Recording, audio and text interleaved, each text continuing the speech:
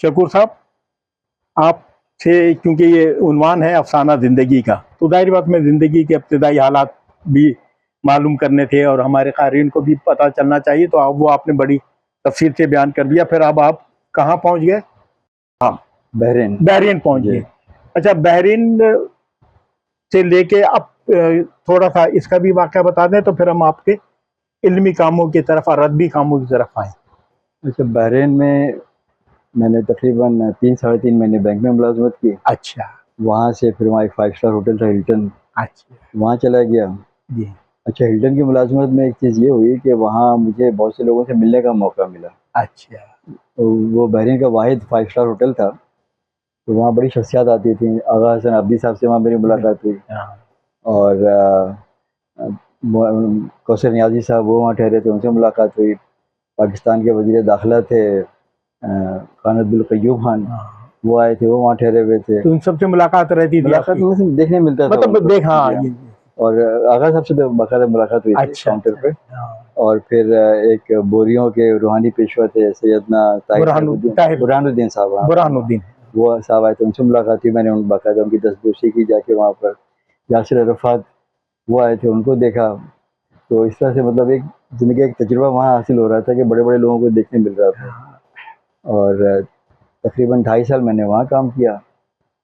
उसके बाद फिर मैं सऊदी अरब चला गया, वहाँ भी होटल में रहा, रमादा होटल में, वहाँ भी अकाउंट्स में था। तो वहाँ भी अक्सर इस तरह से लोगों से मुलाकात हो जाती थी। प्रोफेसर खुर्शीद अहमद ये साहब आए थे, उनसे वहाँ मुलाकात हुई। और इस तरह के अक्सर पाकिस्तान के जो लोग आते थे तो मुलाकात हो जाती थी। फिर वहाँ से मैं 5.5 साल मैंने वहाँ काम किया। तो एक साहब वहाँ होटल में रहते थे, उनको दुबई में किसी की तलाश थी अकाउंट्स डिपार्टमेंट के लिए। तो उन्होंने होटल के एक मुलाजिम से कहा कि मुझे एक कोई चाहिए जो मतलब हमारे यहाँ काम कर सके, तो उसने मेरा नाम ले दिया। तो वो दुबई पहुँच गया। तो दुबई में 35 साल मैंने वहाँ एक अमेरिकन कंपनी थी ब्लैक एंड डेकर जी, वहीं से जो है मैं रिटायर हुआ। उसके बाद से फारिग हुआ। अच्छा, बहुत खूब। तो चलिए, वो जो इब्तदाई ज़िंदगी तो सबकी ऐसी होती है, मगर आदमी में काबिलियत भी हो, हौसला भी हो, अज़्म भी हो, तो वो अपनी मंजिल पा लेता है। अपनी मंजिल सम्राट जो जहाँ तक वो समझता है कि ये मेरे लिए बहुत बेहतर है, अल्लाह ताला का बड़ा करम हो गया, तो ये तो बहुत अच्छा हुआ। अच्छा, अब असल बात यह है कि क्योंकि ये शाह मुहिउल हक फारूकी एकेडमी है, तो यहाँ पर इल्म और अदब की बातें भी होती हैं, मगर चूँकि हम जब किसी मेहमान से गुफ्तगू करते हैं, उन्हें बुलाते हैं, तो उनकी इब्तिदाई ज़िंदगी भी मालूम कर लेते हैं, बता देते हैं वो।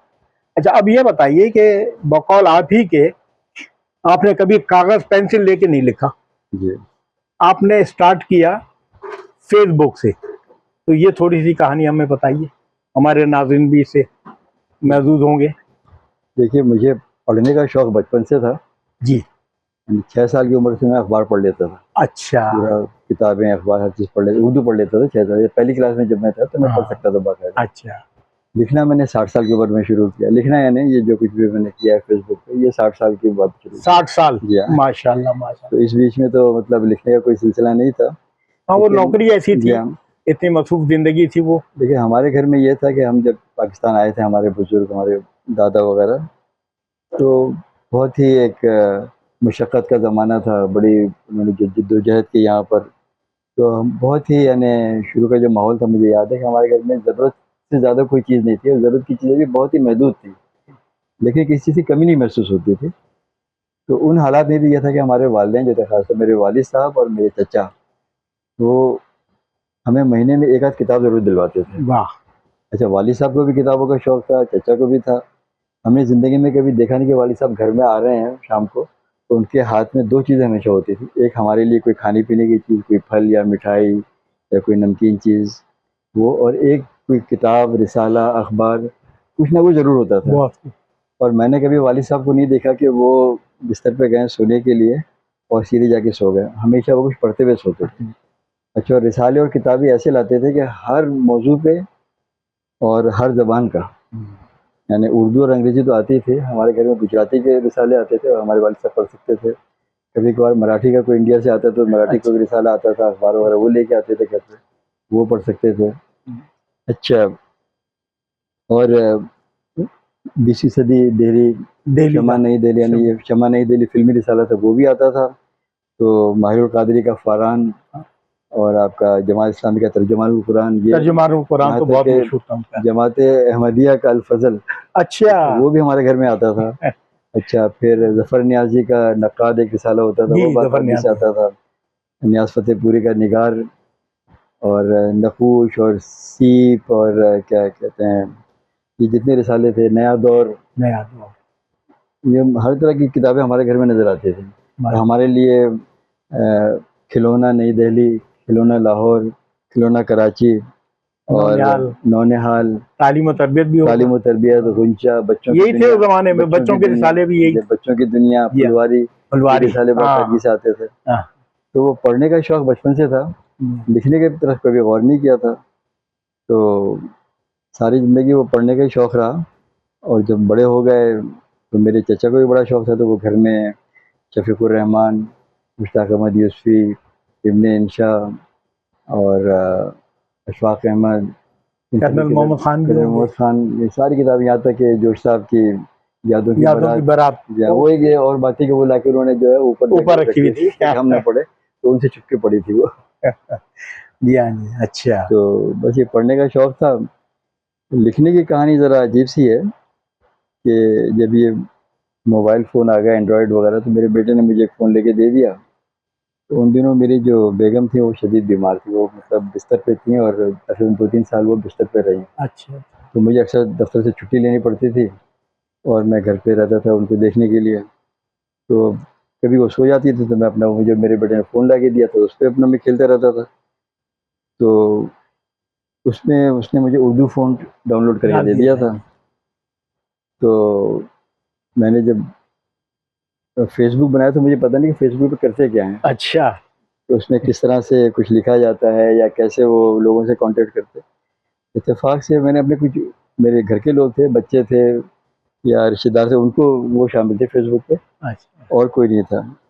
एक मेरा पुराना दोस्त था जो मेरे साथ काम करता था वहाँ सऊदी अरब में, वो उसका ताल्लुक दिल्ली से था। अच्छा। उसका नाम था फ़रीद नारवी, फरीद नारे, नारे के थे नारे वो। कहानी। तो उसने एक दिन कोई तबसरा किया इब्ने सफ़ी के बारे में। अच्छा।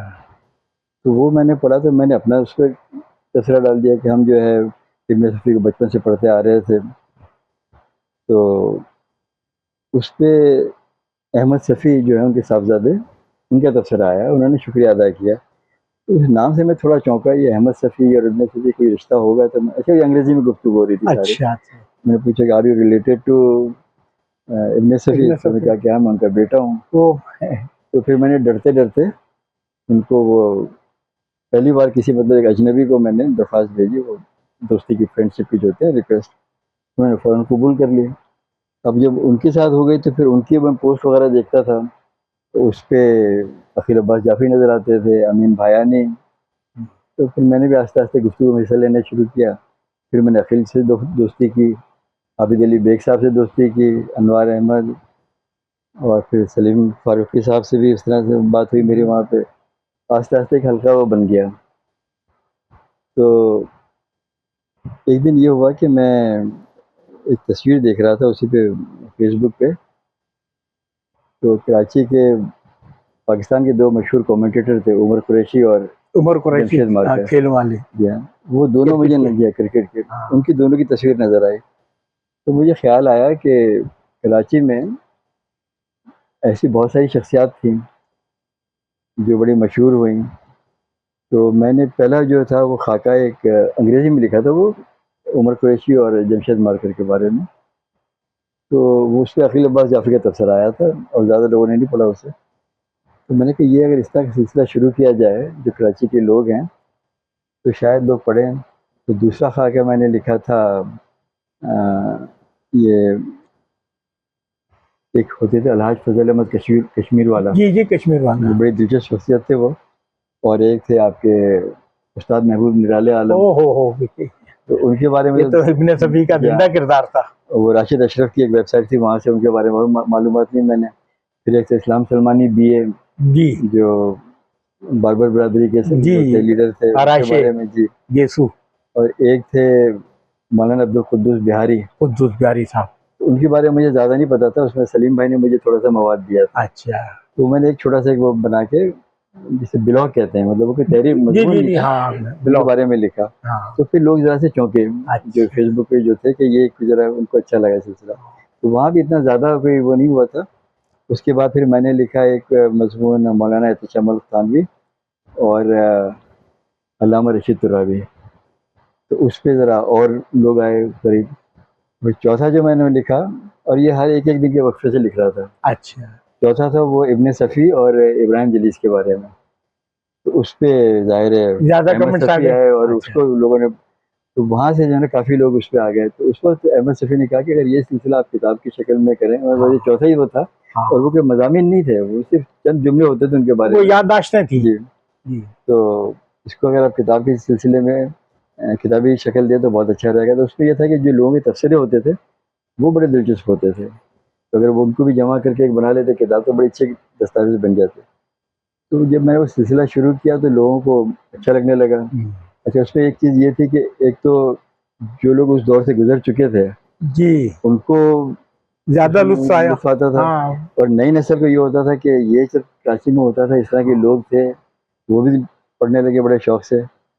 तो वो सिलसिला फिर चलता रहा। फिर मैं हर दूसरे तीसरे दिन जो था कोई ना कोई दो शख्सियात, तीन शख्सियात को इस तरह से मिला के लिखता था, जैसे सैयद मोहम्मद जाफरी साहब और दिलावर फिगार साहब का लिखा, बेहजाद लखनवी और मुल्ला वाहिदी। मुल्ला वाहिदी जो थे उनको दिल्ली की जो शख्सियात थी उनके हवाले से, और बेहजाद लखनवी के लखनऊ के हवाले से, और मतलब और फिर हर शोबे के हवाले से, ना सिर्फ अदबी नहीं, हाँ नहीं, तमाम तो शुबे है खिलाड़ी भी जिंदगी के थे जितने भी उसमें, फिल्मी नामवर अदाकार लोग भी थे थे, रेडियो फिल्मों। टीवी के या। फनकार भी थे। और जैसे एक मैंने लिखा था जो अ, हामिद मियाँ का हामिद मियाँ प्रोग्राम, क्या, ओ उसके बारे में हो, लिखा। क्या फिर एक थे। मुन्नी बाजी और अर्शे मुनीर। हाँ। तो लोग जब इन सब चीज़ों को देखते थे तो उनको बड़ा मज़ा आता था कि ये जो हमारे कराची का पास्ट है वो सामने आ रहा है, मतलब इस तरह से वो उसकी तजदीद हो रही है। तो वो चलते चलते फिर जब 12-14 किस्तें हो गई, तो एक हमारे दोस्त हैं जाहिद अली ख़ान, जिनका इशाअत का काम भी है। तो उन्होंने कहा कि अगर आपको इसको किताबी शक्ल देनी है तो मैं इसको शाया करूँगा। ठीक। अब ये बड़ी बात थी कि मैं, जिसने कभी ना लिखा ना पढ़ा, हाँ। और 2-4 थे मज़ामीन छपे थे, और उसमें कोई उसकी कोई अदबी हैसियत नहीं थी या कोई इल्मी हैसियत नहीं थी, वो सिर्फ छोटी-छोटी सी अपनी जो। नहीं, मगर आपने तो माजी के अ, दस्तक दस्तक दी, और उसमें ऐसे ऐसे लोगों को के बारे में आपने लिखा है जिसको या तो बहुत सौ ने देखा ही नहीं था, सुना जी था, हाँ, और माजी के लोग तो उनके साथी ही थे, सब उन्होंने देखा था। तो आपने तो माजी की यादगार जो है उसको कलमबंद किया और उसकी याद को ताज़ा कर दिया। तो लोगों को दिलचस्पी तो है ना, अपने जी माजी हाँ, से भी है, अच्छा। अपने असलाफ से भी जी, है, एक तो एक मशाहिर से भी है। जी, एक तो ये चीज़ भी थी कि लोगों को मतलब जो है अपना वो माज़ी, और बड़ा रोशन माज़ी था वो हाँ, कराची का, वो देखने मिल रहा था। बेशक। दूसरी एक चीज़ जो थी जिसका मैं अपने आप को क्रेडिट देता हूँ, जिसको कि और तो मेरे साथ में कोई ख़ासियत नहीं थी कि मेरी ज़बान और तहरीर में ऐसा कोई ख़ास बात नहीं थी, कि वो मौज़ूआत बड़े मुतनव्वि थे, मतलब उसमें मुतनव्वो थे, बिल्कुल। उसमें मतलब बहुत वैरायटी थी, हाँ, और हर शोबे के लोग थे। तो वो हर एक जो थे ना उसको अपनी मर्ज़ी की चीज़ मिल जाती मिल है वहाँ से। जाती थी, बिल्कुल तो उससे मतलब जो पढ़ने वाले थे उनका हल्का बढ़ता चला गया। बेशक। तो फिर जब जाहिद अली ख़ान ने कहा कि मैं इसे किताबी शक्ल दूँगा, तो फिर मैंने ज़रा संजीदगी से सोचा कि इसको जो तहरीर होती है उसमें थोड़ा अदबी कुछ होनी चाहिए, और कोशिश की कि ज़रा उसको ज़रा तफ़सील से भी लिखूँ और अच्छे अंदाज़ में लिखूँ। हाँ, लेकिन अच्छे अंदाज़ में लिखने के लिए हमेशा मैंने एक कोशिश ये की कि ज़बान जितनी सादा हो सकती है बिल्कुल, वो रखूँ। बिल्कुल। मैंने कभी, अच्छा, एक तो वो मेरी मजबूरी भी थी कि मैं अहले ज़बान नहीं था, मेरे पास अल्फ़ाज़ का ज़ख़ीरा नहीं था, मुश्किल अल्फ़ाज़ मुझे आते नहीं थे, तो बहुत ही मुरक्का मुरस्सा अल्फ़ाज़ वो कभी इस्तेमाल नहीं किए, सादा ज़बान इस्तेमाल की। अपनी सहले मुमतना जी, में जो जादू है जी और हाँ। जो लुत्फ़ है, वो किसी और उसमें नहीं। तो उसमें पढ़ने बेशक, वाला ये था कि वो समझता था कि हमारी अपनी बात की बिल्कुल। जा रही है, हमारे अंदाज़ में बात की जा रही है। इब्लाग बहुत आसानी से हो जी जाता हाँ। था। तो फिर अच्छा, फिर ये था कि जो शुरू के जो मज़ामीन थे, तो मुझे अकील साहब ने कहा, अकील अब्बास जाफ़री ने, कि उनको आप दोबारा लिखें। हाँ, एक फिर किताब में जो है वो किताब की बात अलग होती है। हाँ। नहीं, उसको थोड़ा-सा वसी करना जी पड़ता हाँ। है इतना। तो वो चंद मज़ामीन मैंने दोबारा लिखे। अच्छा। इत्तेफ़ाक ये हुआ कि कुछ, चूँकि मैं दुबई में था और ज़ाहिद अली ख़ान कराची में थे, तो कम्युनिकेशन गैप था ज़रा, तो वो कुछ बातें उन तक पहुँचती थी, कुछ नहीं पहुँचती थी। तो कुछ चीज़ें जो थी वो शामिल होने से रह गई उसमें, कुछ शामिल हो गई। तो बहरहाल किसी तरह से मेरी किताब छप गई मेरे किताब आ हाथ से। गई। नहीं, बहुत अच्छी किताब आई, और सबसे बड़ी बात ये कि इसमें ये तस्वीरें भी हैं जिन पे जी। आपने लिखा है जी। जी, तो इसमें से बहुत से लोग ऐसे थे जिनको मैंने भी पहली दफा आपकी किताब के हवाले से पढ़ा, नाम तो सबका सुना जी हुआ हाँ। था और बहुतों से मैं भी मिल चुका था, मगर जैसे अभी क्रिकेट के आपके जी, कुरैशी साहब और जमशेद मार्कर, जमशेद मार्केट। अब इनके सिर्फ सुना था। जी, क्रिकेट के बहुत से हमारे जो थे, ये अपने ये है ना जहीर अब्बास, ज़हीर अब्बास। तो ये सब के बारे में जानते नहीं थे, इनको खेलते हुए तो देखा जी। था। तो ये आपकी किताब माशाल्लाह इतनी अच्छी चली है, इसने बहुत पजीराई हासिल की है, इसमें कोई शक नहीं। ये आपकी पहली किताब थी। जी। फिर उसके बाद आपका तो लिखने का सिलसिला तो फेसबुक पे चलता रहा। हाँ, फिर वो एक आदत सी बन गई लिखने नहीं, की। बिल्कुल अच्छी आदत। अच्छा, अब ऐसी आदत बनी है कि अब लिखे बगैर रहा नहीं जाता। हाँ, ये बात। अब अगर हफ्ते भर में कोई चीज़ ना लिखूँ तो मुझे अपने आप पे शक होता है कि शायद मैं लिखना भूल गया हूँ। हाँ, हाँ, तो हाँ। कोई सा भी मौज़ू मिलता है मैं लिखता हूँ। अच्छा, अच्छा, मेरी एक चीज़ ये है कि मैं कभी किसी मौज़ू के लिए, जैसे होता है ना कि आप अदबी तहरीर लिख रहे हैं या मज़हबी लिख रहे हैं या समाजियात पे लिख रहे हैं या हालात हाज़िरा पे लिख रहे हैं, तो मैं जो जी में आता है उस पे लिख डालता हूँ। सही। तो उसमें ऐसे-ऐसे मौज़ूआत थे कि जिस पे आमतौर पे कोई लिखता नहीं। अब जैसे मैंने हाल ही में प्याज पे लिख दिया, हाँ, आलू पे लिख दिया, जी बिल्कुल। तो लोग बड़े वो हैरत से, अच्छा फिर होता है कि जब वो पढ़ते हैं लोग तो कहते हैं ये चीज़ें हमारे सामने थी, कभी ज़हन में नहीं आया कि इस पे लिखा इस जा अंदाज सकता में कभी है। सोचा नहीं था। हाँ, अच्छा, मैं अपने आप को एक चैलेंज करता हूँ कि ये चीज़ है, इस पे मैं लिख सकता हूँ या नहीं? हाँ। और लिखूँ ऐसा कि लोग पढ़ें उसे। ये अब अगर प्याज पे लिखूँ तो ज़ाहिर है उसमें कोई ऐसी चीज़ तो नहीं है कि कोई पढ़ेगा उसे। दरअसल आदमी अगर किसी काम के लिए खुद को चैलेंज कर जाए जी, तो फिर वो कामयाब होता है। तो अब हम अपनी गुफ्तगू को यहाँ पर रोकते हैं, फिर इंशाल्लाह ताला अगला मरहला शुरू